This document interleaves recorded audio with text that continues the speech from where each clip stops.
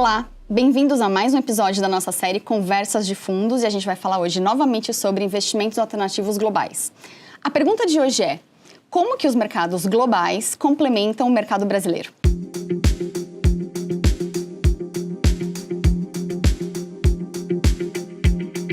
Meu nome é Carolina Dorta, eu faço relacionamento com investidores no Patria aqui no Brasil e hoje eu estou com o Lucas Gibi. O Lucas é responsável pela área que faz relacionamento com investidores na área de Private Equity em Global Private Market Solutions. Aquela área que a gente mencionou no vídeo anterior, que faz gestão de soluções de Private Equity nas regiões nos Estados Unidos e Europa.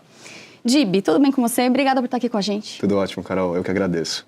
A gente falou muito no episódio anterior sobre como os investidores poderiam acessar soluções de investimento em mercados globais e mercados desenvolvidos, e a gente falou muito sobre a sofisticação nessas regiões. E aí, Gibi, a pergunta é: por que esses mercados globais desenvolvidos em alternativos são mais sofisticados do que o mercado local? Legal, Carol. Bem interessante. Eu acho que para a gente começar a pensar nos mercados globais e nesse tema de sofisticação, primeiro é interessante a gente pensar qual que é a diferença em termos de tamanho dos mercados globais e do mercado da América Latina. Se a gente olhar o mercado completo de private markets, ou seja, os mercados privados, globalmente existem mais de 10 trilhões de ativos sob gestão nas estratégias de private equity, infraestrutura, real estate, crédito privado e por aí vai.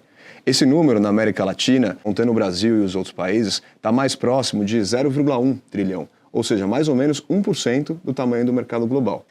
Quando a gente olha e pensa no número de gestores, existem mais de 40 mil casas de investimentos que cuidam e que fazem alocação e gestão em ativos de private markets globalmente, enquanto no Brasil esse número está aí mais próximo de 1.000 casas. Então acho que isso fica bastante evidente como existe uma diferença de patamar, de tamanho e de número de casas de investimento, de empresas dentro desses dois segmentos do mercado. Incrível esses números. E eu acho que isso tudo tem a ver também com quando esses mercados nasceram, né?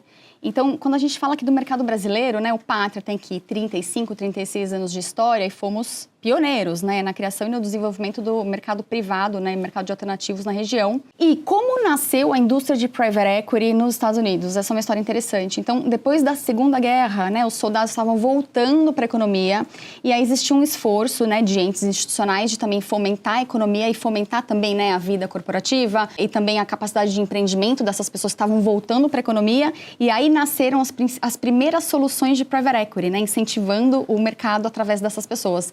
Isso estava ali mais ou menos no final da década de 50. Então, na indústria, ele tem seus 60, 65 anos.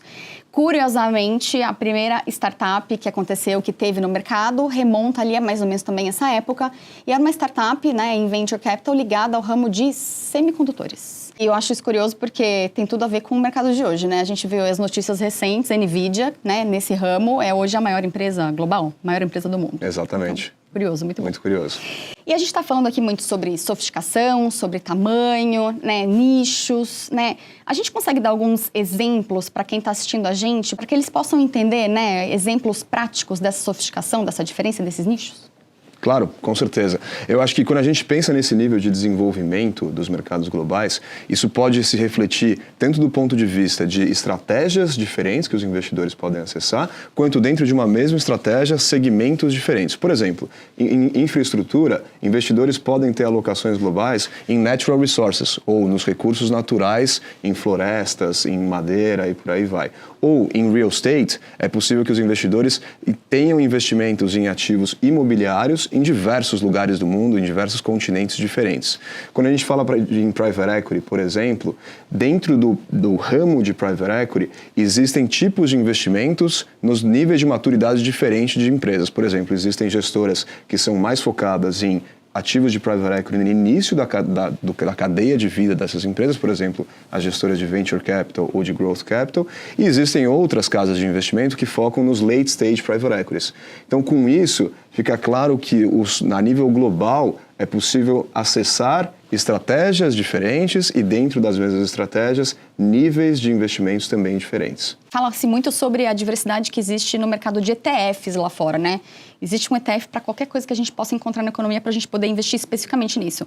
Acho que tem muita ligação com o que a gente está falando sobre mercados privados globais, principalmente em mercados desenvolvidos, né? Então, se o investidor quiser investir em health tech, de companhias, né, naquele momento ali da vida dela, do estágio dela de crescimento em growth, né, em uma determinada região dos Estados Unidos, o investidor consegue. Existem companhias especializadas nisso, certo? Consegue. E tem outros exemplos. Um outro bom exemplo disso é o mercado de secundários, né, ou secondaries.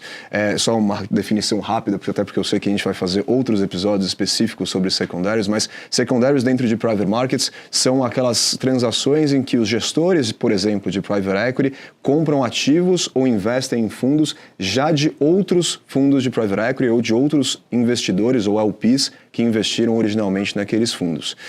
Um dado interessante é que nos últimos anos se vê que o mercado global, considerando especialmente Europa e Estados Unidos, transaciona uma média de 100 bilhões de dólares em ativos secundários anualmente. 100 bilhões de dólares, que é mais ou menos o tamanho dos mercados privados no Brasil e na América Latina. Então também ajuda a gente a estabelecer esse parâmetro sobre o quão diversificado e maduro os mercados globais estão e, portanto, o nível de oportunidades que eles apresentam para os investidores. Incrível. E assim, por que o mercado de secundários lá fora também já está tão mais à frente do que o nosso, né? Então, mercado de secundários no Brasil, aqui na nossa região, tem alguma coisa como uma década de existência, um pouquinho mais de uma década de existência. E o mercado secundário nos Estados Unidos remonta à década de 80. Então, é uma indústria que tem ali seus 40 anos. Então, novamente, mercados privados, né, o desenvolvimento da indústria de mercados privados no mundo nasceu uns 30 anos antes aqui da indústria local brasileira. As transações também, de uma forma mais relevante em mercados secundários, também tem 30 anos aqui de desenvolvimento à frente da indústria brasileira. Então, a gente está seguindo no mesmo caminho. Que bom que estamos começando a fazer as mesmas coisas e a gente ainda tem bastante a se desenvolver nisso. Eu acho que são ótimas notícias, né? É muito bom. Com certeza. E quando a gente está falando de setores, eu acho que tem uma questão, né, lógico, o investidor consegue sair fora aqui da região e encontrar, né, soluções mais nichadas para poder... A gente está falando muito nesse episódio de diversificação e também de complementação de portfólio. E eu acho que nessa temática de complementação de portfólio tem uma questão interessante que é o investidor consegue ir para essas regiões e acessar setores que não necessariamente ele encontra facilmente aqui na nossa região. Então, por exemplo, a indústria farmacêutica, que é super desenvolvida, né, na Europa e nos Estados Unidos. A gente está falando aqui de soluções, né, para inteligência artificial, tanto modelos como essa parte de semicondutores. E a gente fala aqui sobre essa parte de também eletrônicos, né, que é uma coisa que está sendo bem desenvolvida na Ásia. Então, acho que tem toda uma questão aqui de como que a gente complementa portfólios locais com soluções que estão sendo desenvolvidas lá fora e que ainda não necessariamente chegaram de uma forma bem desenvolvida para cá. Muito bom. E eu acho que quem está assistindo a gente até agora, né, ouviu todas essas provocações sobre complementação e diversificação de uma carteira de investimentos. Os investidores aqui no Brasil, né, experimentam, né, essas soluções em outros sabores, vamos dizer assim. Então, o investidor brasileiro é bastante representativo no mercado imobiliário de fundos listados, que são os FIIs, que é uma indústria relativamente grande aqui no Brasil, e a gente encaixa isso também aqui em mercados alternativos. Os investidores também investem em infraestrutura, através, por exemplo, de debêntures incentivadas e soluções ligadas a isso. E os investidores também são, né, diversificados em soluções de private equity no mercado local. Para quem tem uma carteira composta de todos esses ativos, né, e a gente está falando aqui de um investidor relativamente bem sofisticado e diversificado, a gente consegue fazer uma conexão com essa diversificação e como a gente coloca isso em contexto com mercados globais e desenvolvidos? Não, sem dúvida, Carol. De forma alguma a gente está querendo dizer que o investidor brasileiro ou latino-americano não é sofisticado ou não faz uma diversificação interessante da sua carteira. Eu acho que a provocação que a gente traz mais aqui é que se o investidor está muito exposto à região latino-americana, o que é natural dado o nosso home bias, esse investidor ele está deixando de aproveitar oportunidades que muitas vezes se encontram nos mercados globais. Um outro dado interessante, só para ajudar nessa afirmação, os mercados de REITs, ou, né, dos fundos imobiliários globais... Que é o primo sofisticado dos FIIs. Exatamente, exatamente. Globalmente, eles são mais de $1 trilhão, enquanto no Brasil e na América Latina, esse dado gira em torno de 50 a 100 bilhões de dólares, mais uma vez. Então, aqui fica mais uma vez claro como o acesso ao mercado global pode trazer para uma carteira de investidor outras oportunidades que localmente ele não encontra, por mais que ele já seja um investidor sofisticado e esteja acostumado a trazer ativos bons para dentro da sua carteira. Muito bom. E a gente está falando muito aqui dos números em termos absolutos, né, do tamanho da indústria, mas vamos dar um dado de forma relativa, né? Quando a gente fala de tamanho de mercado de alternativos, de ativos privados globalmente, isso remonta a alguma coisa como 20% do PIB somado ali dos Estados Unidos e Europa, 20%. quando a gente faz essa conexão para o mesmo dado aqui localmente, né, a gente vê que mercados privados representam cerca de 1% do PIB brasileiro. Então, eu acho que a gente está aqui falando sobre uma tendência, né, uma tendência de diversificação, uma tendência de acesso a esses mercados.